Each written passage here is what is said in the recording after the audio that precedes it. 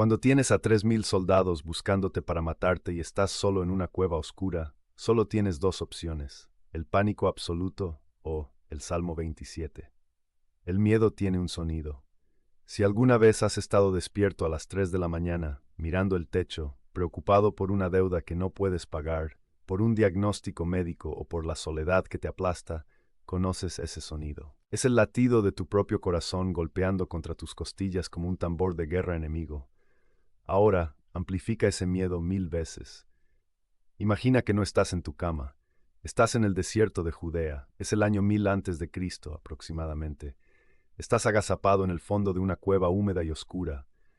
Afuera, 3000 soldados de élite, los mejores asesinos de la nación, están peinando cada colina, cada barranco, cada arbusto. Tienen una sola orden: encontrar tu cuello y cortarlo. El hombre que se esconde en esa oscuridad no es un cobarde, es un guerrero que ha matado leones con sus manos. Es el hombre que derribó a un gigante con una piedra. Es David, el ungido, el futuro rey. Pero en este momento David no se siente como un rey, se siente como una rata acorralada. El rey Saúl, su suegro, el hombre al que David sirvió con fidelidad, ha perdido la razón y ha movilizado a todo el ejército de Israel para cazarlo. David está solo, tiene hambre, tiene frío y tiene miedo. Es en este preciso instante, cuando la oscuridad es absoluta y la muerte está a unos metros de distancia, que David hace algo irracional, algo sobrenatural. En lugar de afilar su espada, toma su arpa. En lugar de mirar la entrada de la cueva con terror, cierra los ojos y mira hacia arriba, y de sus labios secos brota el canto de guerra más poderoso jamás escrito, un canto que tú y yo conocemos como el Salmo 27. Hoy vamos a entrar en esa cueva. Vamos a descubrir por qué, cuando Dios es tu luz, ni siquiera el ejército más grande del infierno puede hacerte temblar. David comienza su oración, pero fíjate bien, no comienza pidiendo ayuda, no comienza gritando: «Dios mío, sácame de aquí». David comienza con una declaración teológica que rompe la realidad. El Señor es mi luz y mi salvación, ¿a quién temeré? Piensa en la ironía. David está en la oscuridad física total, probablemente apenas tiene una antorcha moribunda, pero él declara que su realidad no es la oscuridad de la cueva, sino la luz de Yahvé. En el Catecismo de la Iglesia Católica aprendemos que la fe no es un sentimiento, es un asentimiento. Es decir, acepto una verdad que mis ojos no ven. David está ejerciendo la fe en su estado más puro. Él dice: «El Señor es mi luz». Para un judío del siglo X a.C., la luz no era solo iluminación. La luz era vida, orden, pureza y verdad. Decir «Dios es mi luz» era decir «Dios es lo único real aquí. Saúl y sus 3000 soldados son solo sombras». Y luego añade: «El Señor es la defensa de mi vida. ¿Quién me hará temblar?». Aquí está el secreto para tu ansiedad en el año 2026.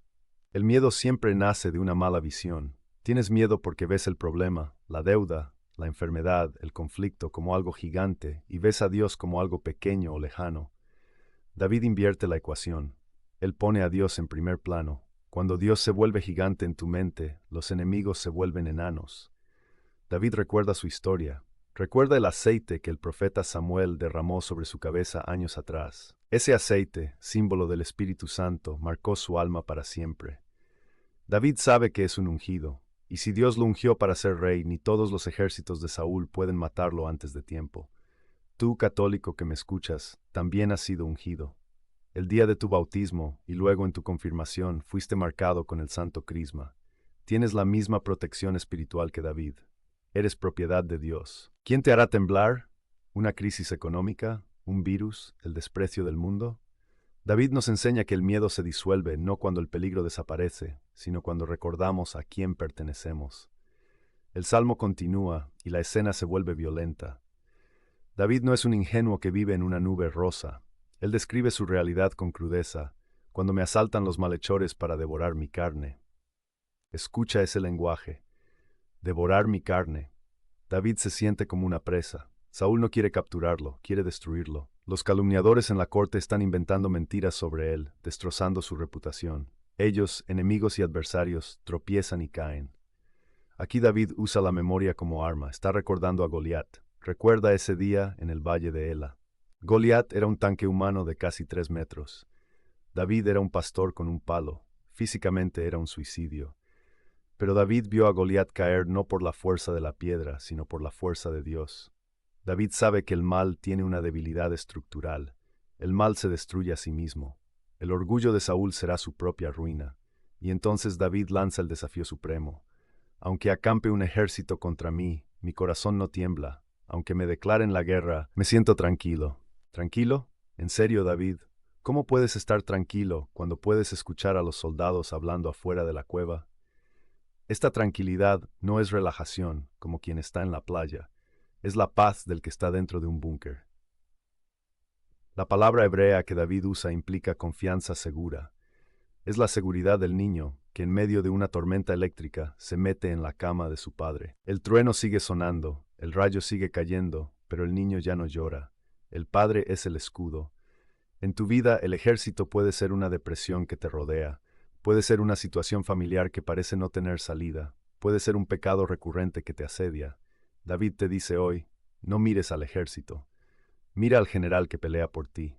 San Pablo, siglos después, haría eco de este mismo sentimiento en su carta a los Romanos, capítulo 8. Si Dios está con nosotros, ¿quién contra nosotros? No es que no tengas enemigos, es que tus enemigos no tienen oportunidad. Y ahora llegamos al corazón palpitante del Salmo 27, el versículo 4, el versículo que define la vida de un santo.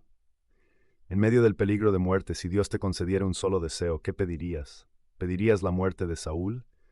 ¿Pedirías un palacio seguro? ¿Pedirías riquezas para huir a Egipto? Escucha lo que pide David.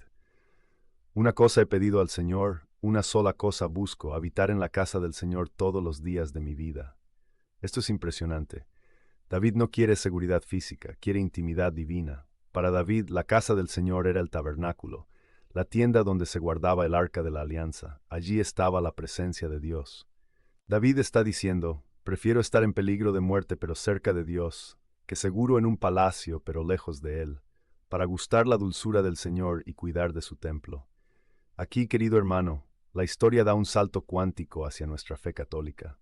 David anhelaba mirar el arca que estaba velada por cortinas. Él solo podía imaginar el rostro de Dios. Pero tú tienes algo que David hubiera dado su reino por tener. Tú tienes el sagrario, tú tienes la Eucaristía.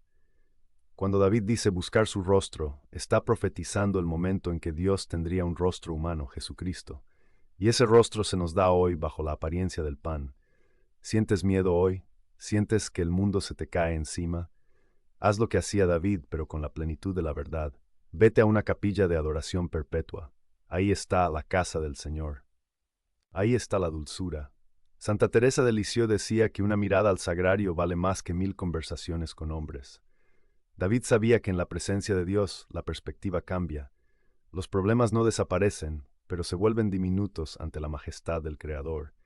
Esa una sola cosa es la que ordenaba toda la vida de David. Si tienes a Dios, tienes todo. Si te falta Dios, aunque tengas salud y dinero, estás a la intemperie espiritual.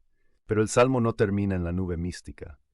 David vuelve a la realidad de su dolor y nos regala uno de los versículos más humanos y conmovedores de toda la Escritura. No me escondas tu rostro.